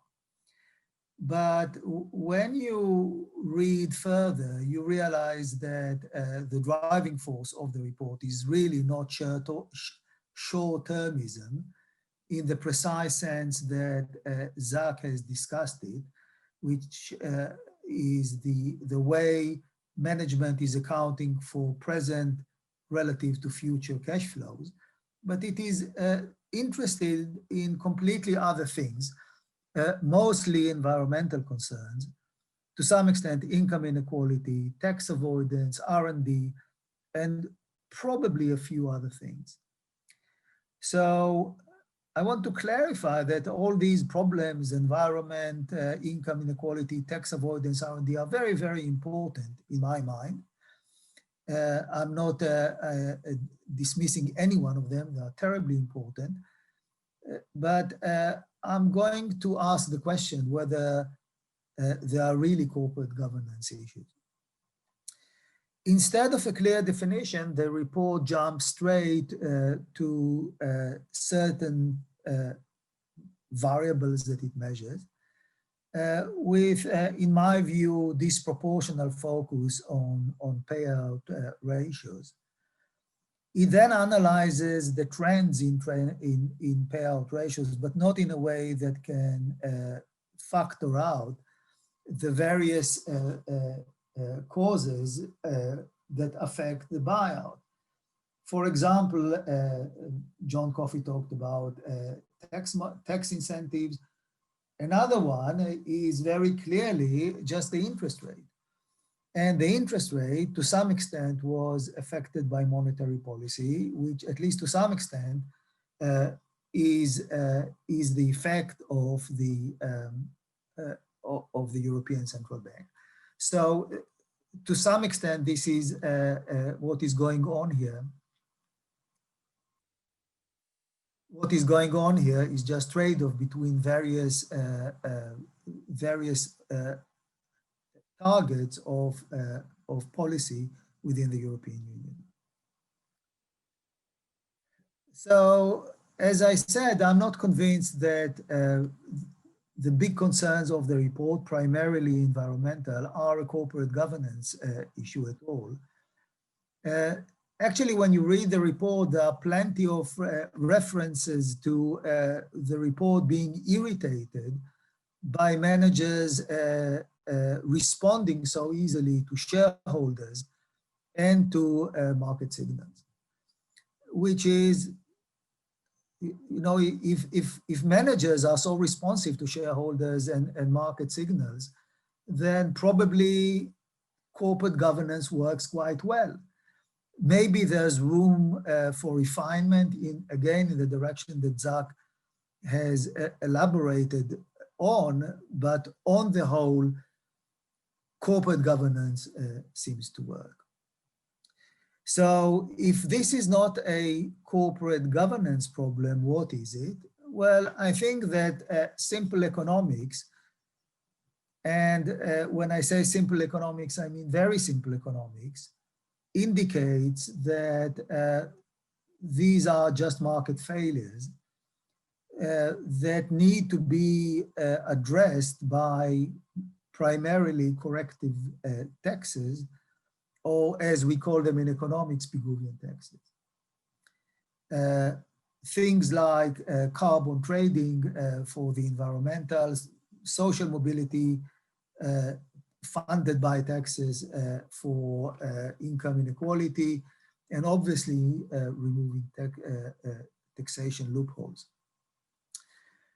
On that, we have to remember that the European Union can actually be proud of the fact that it has the most elaborate carbon trading system in the world, the one with the broadest coverage and almost the highest tax which is actually imposed. This system is now in operation for more than almost 20 years. There's plenty of evidence that it works, perhaps not enough evidence, but quite a lot of evidence that it works. You may think that the level of tax that is imposed via the carbon system is not enough, but this is just a matter of calibrating a machine that already works and is there for you to be used. Now, I want to say a few words about why it is so obvious that economic analysis recommends Pigouvian taxation rather than tweaking with corporate governance. Well, first of all, because Pigouvian taxes will affect the profit motive of the firm. And then regardless if these are activist shareholders or mutual funds, there will all be, even the Elliots of the world, as John Coffey just mentioned, will be affected by the profit motive and will respond to it. So why not use the first order effect in the operation of any shareholders, regardless of its identity? The second reason why Pigouvian taxes are so much more effective is that they deal with the root of the problem rather than track its effect into thousands of secondary markets. And the way this is being done, you know, the basic effect of the lack of incentives on emission is permeating the whole production system, whether this is automobiles or whether this is aircraft or whether this is heating or just plain industry. It's very difficult to track the effect, and the taxation at source allows you to avoid the problem. Related to it is the fact that directors are probably don't have the expertise to track all these effects in so many markets. here's an interesting anecdote. In 2019, Warren Buffett decided to invest $30 billion into wind turbines located in Iowa. And the Financial Times approached him and said, "This is wonderful. You are now into ESG, and this is great." And Warren Buffett said, "No, no, no, no. I'm not into ESG. I just responded to profit motives." And this is not because I'm a bad person who doesn't care about the environment. It's because with all my experience and with all the boards that I sat on, I don't know. I can't do the arithmetic that will track the effect of two competing decisions that I have to make with respect to their environmental effect. Another anecdote, perhaps even less grand than this one, a colleague of mine who's a very good economist is married to an environmental economist. And one evening they started a debate at home about what is the environmentally efficient way of making a cup of tea. Is it by using the hob or using an electric kettle? And after discussing the problem for a few hours, they reached the conclusion that they don't have enough information to answer the question. So imagine a board of directors that has to make an investment decision that needs to track all these effects in all these thousands of markets. Completely impossible. The last thing I want to comment on is a bit the political context of this debate. So CSR, ESG, purpose, these names come and go, like to present themselves as a progressive kind of politics. I want to say that in my view, this is one of the most conservative agendas around. And the reason is very simple. It is that if managers, if directors in companies, after tweaking a few legal documents and putting some words on their websites, can already internalize the social good and get rid of all these externalities, then the implication is that externalities is not a serious problem. That the markets can, in one way or another, internalize everything. The conflicts of interest between the public and the directors, to a large extent, don't exist. And therefore, we can resort to very minimal intervention in markets, even in areas where I think it's quite obvious, like global warming, where the intervention in the market has to be massive and has to be coordinated by governments. Here's another piece of anecdotal evidence that I find interesting. Caroline Lucas, the MP for the Green Party, was interviewed a year ago by Andrew Marr for the BBC. And the first question was, do you fly? And she said, yes, I have a son living in the United States. I want to visit him and I fly. And then she explained why the question is irrelevant. It is irrelevant because the whole focus on individual action is completely wrong. What needs to be done is to change the market signals that feed into the profit motives of firms that will really have an effect on how firms behave. So the lines, to some extent, between progressive, so to speak, policies and conservative policies have completely been blurred. Here is Caroline Lucas in a kind of very anti-establishment pose, but speaking in a language that will make any Chicago economist feel very, very comfortable. Personally, I think that Caroline Lucas got it right. And the politicians who are playing with all sorts of secondary or third order effects are not going to progress a solution, and to some extent are wasting their time on the wrong measures. Thank you, Luca. Thank you, Oren. Thank you for giving us these insights into some first principles of financial economics. And now we have time for Q&A. I already have Marco lined up to speak, and you have the Q&A box as attendees if you want to ask questions. So please feel free to do so. But in the meantime, Mark, the floor is yours. And then I would give back the floor to Zach for a response. I hope I've unmuted my mic, which sometimes I forget to do. Okay, I see a nodding head. I wanted to compliment Zach on a terrific keynote address on the evidence and how much evidence that there is out there for short-termism. It's the kind of thing that we kind of wish the EY report had done and done on both sides. I have a couple of questions about how we assemble this evidence for and against. So I'll just focus on one item. I mean, I kind of wish we had an hour to talk about it.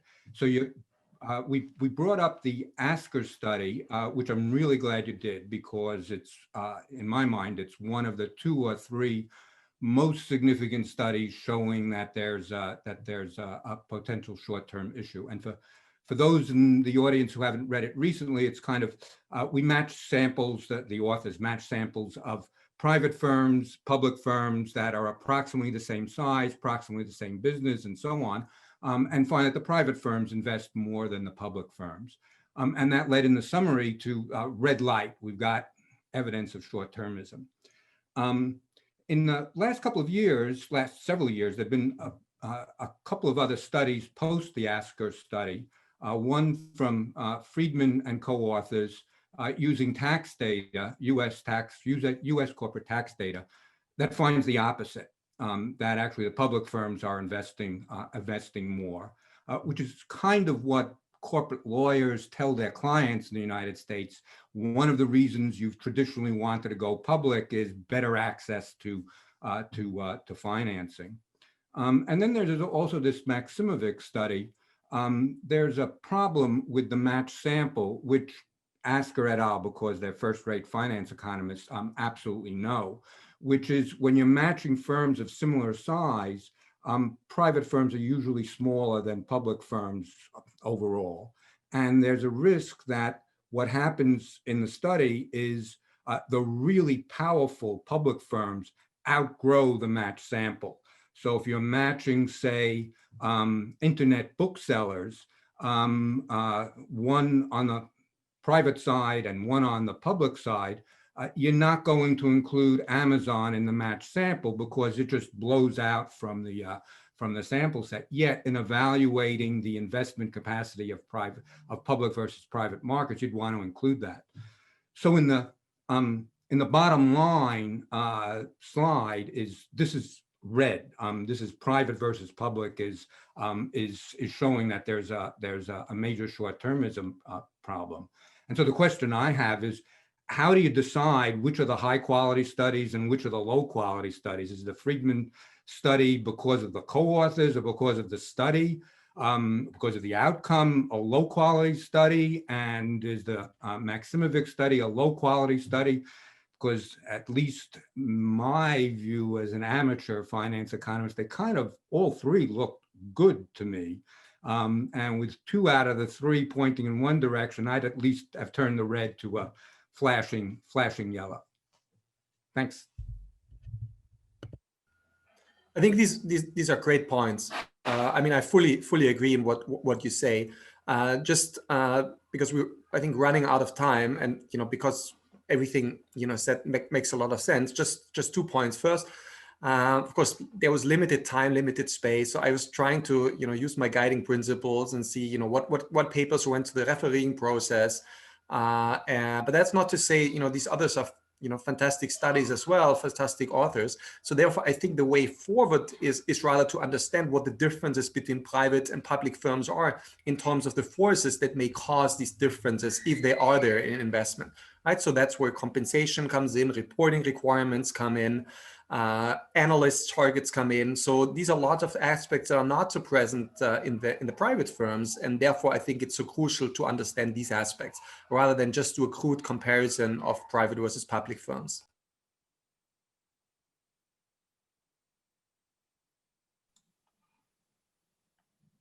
Okay, well, thank you. I'm quite puzzled to see that we have no questions. There is only one in the Q&A, which is a response to a response that I gave Konstantin van Artsen about topics that Oren also covered. So maybe we are talking about second order issues here, and there are other tools that policymakers should use, and perhaps they are a little bit too obsessed with corporate governance as remedy to these issues that are much broader and much more existential than perhaps any individual company can tackle with its own individual actions. Konstantin asked whether are the theories of corporate governance, CSR, and sustainable finance able to imagine what a sustainable economy might look like? If not, then should we use them to evaluate sustainability related reforms? So this is again broadens the pictures and leads us to consider other policies. I see now that Holger Spamann raised his hand, so I'm happy to give the floor to him. Okay, I'm sorry, I was just too stupid to use the right technology with the hand raising. I wanted to ask Zacharias on the evidence. Now, the evidence you've presented is about the presence of short-termism, but in a policy discussion, in a way that's maybe not the exactly right question to ask, because I saw also somebody posted in the chat the point that, for example, when you have vesting, the fact that there might be short-termism around the vesting, well, the only way you can get rid of it is if you never have vesting.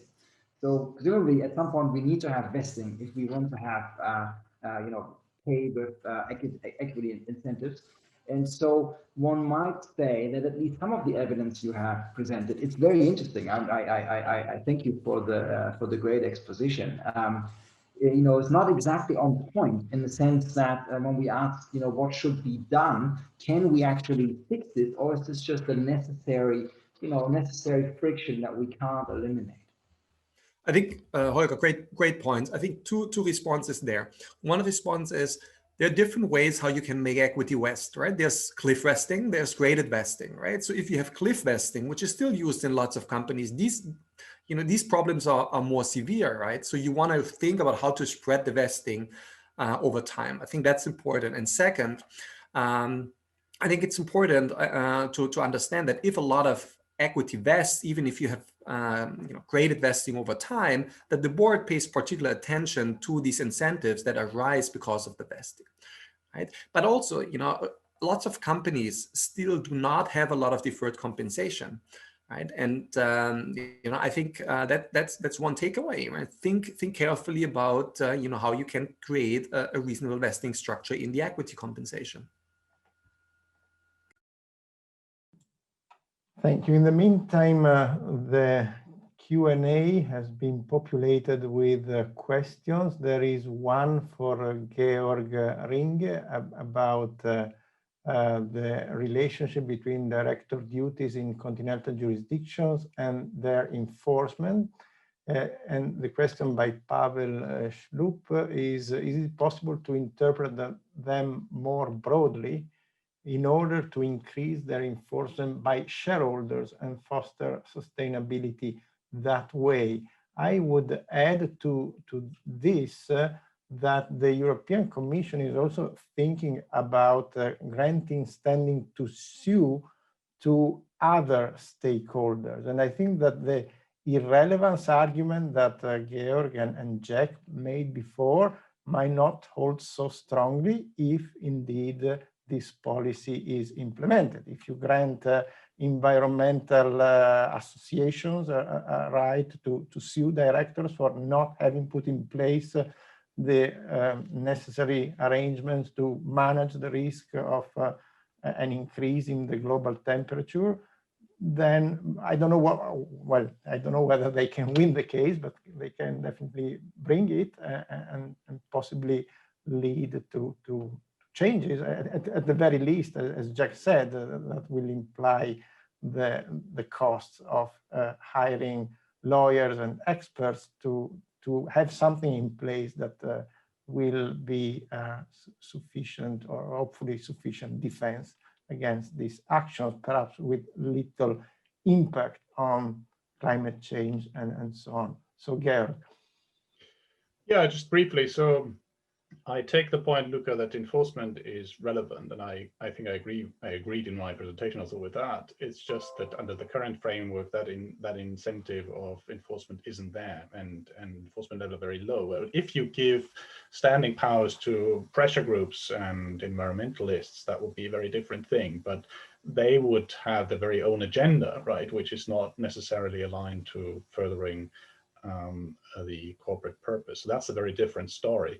What Pavel is writing in his comment in the chat is a different thing. So you are arguing, I understand it, that you want to broaden the standards of director duties, which I'm not sure I agree with, because if you broaden them, right, then enforcement will be even more difficult, right? Because they have a lot of leeway. They have a lot. I mean, there's even the argument, right? If you broaden the obligations of directors, then you have so many that it's impossible to comply with all of them. That may even lead to deadlock in the corporate board, which you ultimately do not know whom to serve. Right? That's the ultimate purpose. So I think the enforcement question is an important one. If we want to tackle it, then yes, we need to think about other things that are outside of the corporate governance framework, like standing, like incentives to take action, and probably don't want to move towards a litigation system that Jack has described in the US. But that would be the way to think about it in the European context, I guess. Okay, so we reached the time when we leave the floor to Marco Becht for conclusions on the first day of our works. I think it was a productive set of presentations that we had, and a good Q&A session. But Marco, please. Thank you, Luca. So I'll be very brief. I think we started by putting the whole discussion into context, and I emphasized that it is a very important discussion that's going to occupy us for some time to come. Zach started off by giving us a proper definition of what financial economists mean by short-termism. And I think Mark Rowe pointed this out in his last intervention. So we have that now, and we'll continue to debate this and discuss this in more depth tomorrow and the day after tomorrow. And my prediction is it will not finish there. Now, if you want a summary of what short-term, how to think conceptually about short-termism, I recommend you go back to Zach's cardboard drawing, the photo of his cardboard drawing, which I thought sets this out conceptually very well. Zach also told us what the state-of-the-art empirical approach to this is. You have to try and get, when you talk about policy making, you have to try and get to causation. Correlation is not good enough. It's very challenging. We mostly do it with US data. He hasn't talked about European studies. Of course, in Europe, we have families.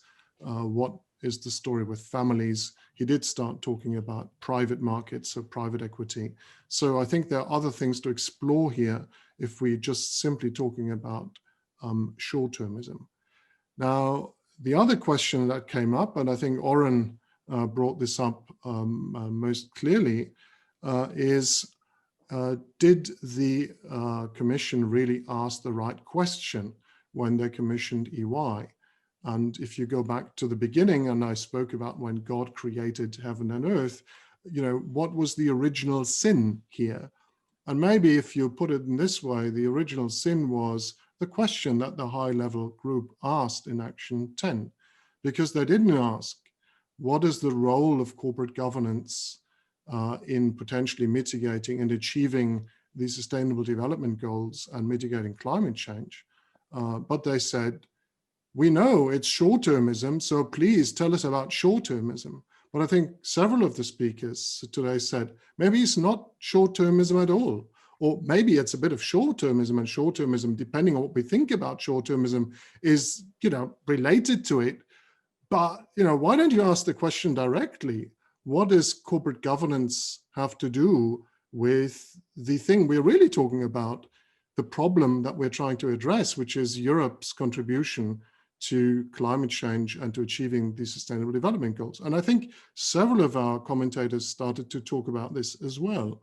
I think Jack Coffey, I heard him say, and Georg as well, that maybe we're actually behind the curve on this, because if you look out what's happening in the world, we have a rise in index tracking funds that internalize externalities they care about the world, if you're a global tracker.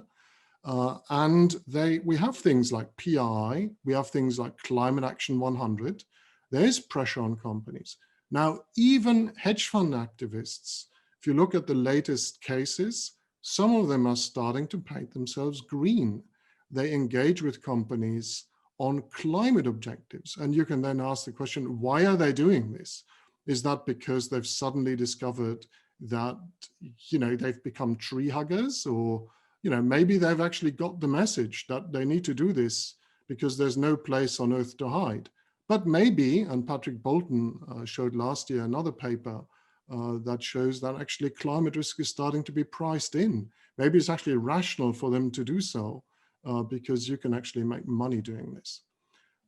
So I thought that was the actual second discussion which we started, which is what's the actual role of what's the contribution of corporate governance to what the ultimate goal of this whole exercise is. And of course, if you think back to what Lucas said about the consultation that's going on at the moment, that's the question that's being asked. It's the European Green Deal, and it is making Europe work for people. What's the contribution of corporate governance to this? Now, so to be fair to EY, I'm saying that's my personal interpretation. They were asked a confusing question, and I think Oren brought this out because they were asked about short-termism, but they were also asked about the larger goal, and the discussion therefore also maybe got a bit confused. Now, I think we are so I took away from day one that we are being very clear and that we are discussing two different topics here. And short-termism itself, and I predict we'll hear more about this tomorrow, is an important topic in its own right. So we'll continue discussing this, and Zach gave us a great start and everybody else today, but we shouldn't lose sight of the overall question, which is what is the role of corporate governance potentially to improve sustainability and to make sure that there's a future for our children. So with this little note, I look forward to welcoming you all back to day 2 of our policy workshop tomorrow afternoon in Europe and in the morning in the United States and in the middle of the night for our friends in Asia. Thank you, Luca. Thank you, Marco, for these excellent concluding remarks, and see you hopefully tomorrow. Thank you. Thank you. Bye. Thank you, and all the speakers.